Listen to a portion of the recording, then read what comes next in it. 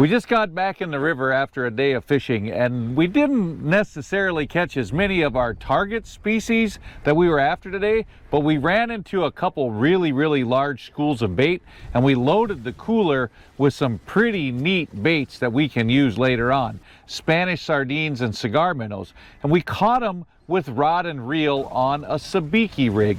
Now, some of you know what that is, a lot of you probably don't, and it's nothing more than a drop shot rig with about a half a dozen really tiny hooks with some mylar fish skin wings. You drop this down with a heavy sinker on the bottom, hold it in that school of bait until you feel one, then two, then three, and maybe even 4 or 5 minnows bite it, and reel them in. Throw them in the pail, put them in the live well, use them that day, or take them home, freeze them, and use them later on. Now, if you're going to do this, it's nice to have a couple people in the boat.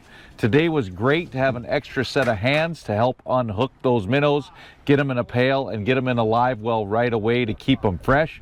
But again, we're going to take them home, sort them out, freeze them, cut them up, and use them for the future. So next time you're out there, maybe not catching the big fish, don't waste the day. Put on a Sabiki rig and go get yourself some bait.